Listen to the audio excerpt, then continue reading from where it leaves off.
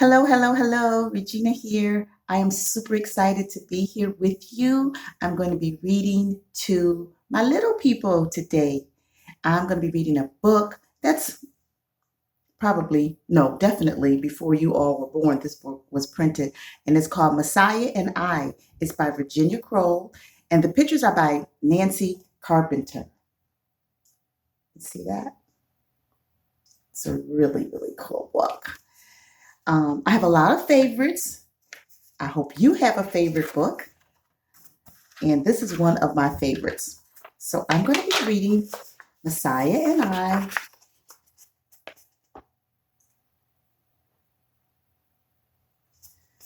So I hope you're comfortable and ready to hear this story.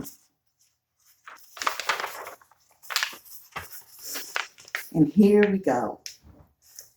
That day at school, we learned about East Africa and a tall, proud people called the Messiah. I feel the tingle of kinship flowing through my veins.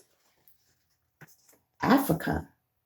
We are, well, I am in the United States. And this book is talking about learning about Africa, another wonderful place. I walked the blocks to my apartment building. I've met Mrs. Stroud across the hall and the Johnson family in 4B. But that's all. If I were Messiah, I would have no neighbors who were strangers living in apartments up and down the halls. Our huts would sit in a circle around a large animal pen called a corral, and everyone would know everyone else. Look at here. That's where she lives. And this is where others live in Africa. How about where you live? What does it look like? We always have to wait for Daddy to get home so we can all eat together. If I were Messiah, Daddy Ray and I would be eating with the other men, and Mama and I with the other women. I don't think I read that so right. Let me read it again. We always have to wait for Daddy to get home so we can all eat together. If I were Messiah, Daddy and Ray would be eating with the other men, and Mama and I with the other women. Ray goes to the faucet to get some water. If I were Messiah, my brother would walk long distances to find a water hole, and he would bring the water back in giant gourds. You see them at their kitchen? And this is where Daddy and Ray, they would go to get their water, not from in their kitchen.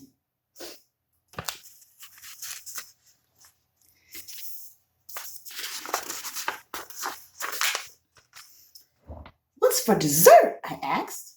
Mama gives me money to buy some candy bars, and Ray and I walk to the corner deli.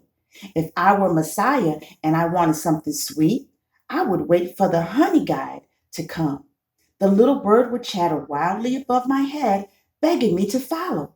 I'd loop along below, and it would lead me to the beehive.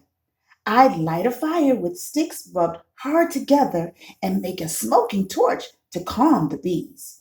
Then I would scoop the honeycomb and leave behind for my friend the bird. So here they are, walking to the deli to get something sweet. And here they are in Africa, going to get some honey for something sweet to eat. Where do you go to get something sweet to eat? Before we leave, Mama says, "Come in when the street lights turn on." I look up at the sky and sigh. If I were Messiah, I would stay out until the bat's cave echoed with empty silence, until the low white moon glowed yellow and rose straight above, until whole flocks of flashing fireflies turned trees into lanterns. So this is where they are at home, looking up at the sky to see when night comes. This is where they are, just watching the skies as night comes.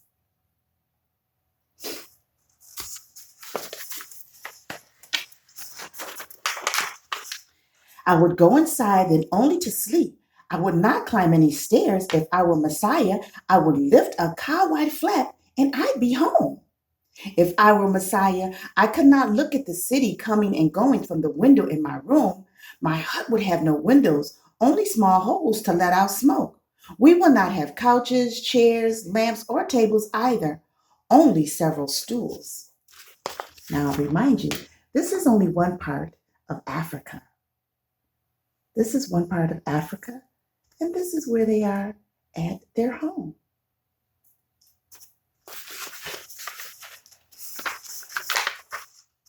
Next morning, Mama gets ready to go to work. If I were Messiah, she stayed nearby, milking the cows and turning animal hides. Making your bed before you go, Mama calls to Ray and me. I pulled my printed sheets and stretched my ruffled bedspread. If I were Messiah, I spread a cowhide on the bare earth floor at night and roll it back up in the morning. Do you make your bed? They're both making their beds.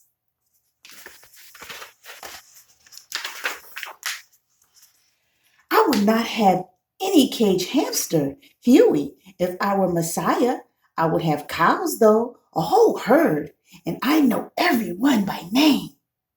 I would not have to go to the zoo to see giraffes or ostriches or zebras either.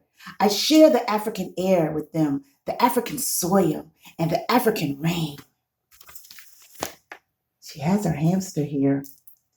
But in Africa, everything is her friend. Every animal is her friend.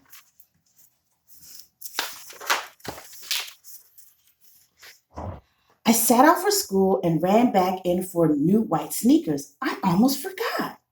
I have gym today. If I were Messiah, I'd run and leap in bare brown feet across lush green pastures or pale parched sod. And only once in a great, great while, I'd wear sandals made of buffalo hide. She's all ready with her sneakers for school. But over in Africa, there's no sneakers for school for some of the children. Some of the children. That evening, my brother and I fight over who gets the bathroom first. We're going to Grandma's party at the Berry's restaurant. It's her 70th birthday. I bathe in scented soap and dry my skin with a thick towel. If I were Messiah preparing for a celebration, I'd rub my skin with cow's fat mixed with red clay so that my skin would shine.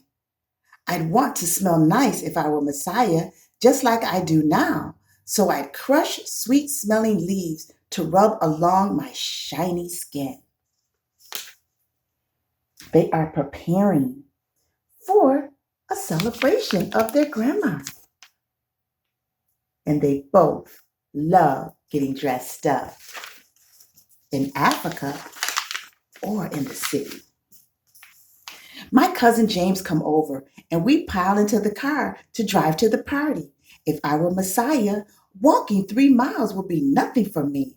I'd glide across grasslands, open and free. They're going to the party. They by car, and in Africa, they walk.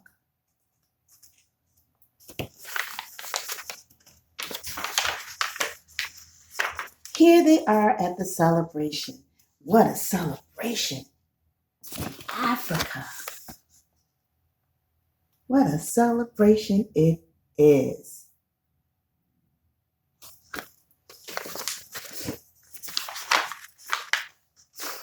Later, when her birthday dinner is over, Grandma stares at me.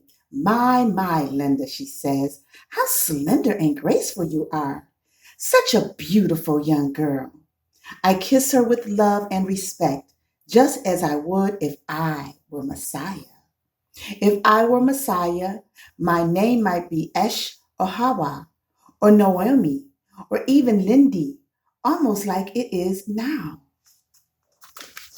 So, whether they are in Africa or not, they love their grandma, and grandma loves them back.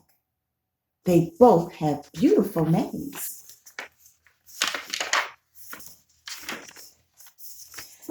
I come home and stare at my reflection in my bedroom mirror. Smooth brown skin over high cheekbones and black eyes that slant up a little when I smile. I like what I see. I tingle again with that feeling about kinship. I would look just like this if I were Messiah. Beautiful, wonderful, no matter where she lives, in Africa or any place else in the world. Messiah and me, I'm so glad that you joined me. I will be back for another story. You take care until we see each other again or listen to each other again.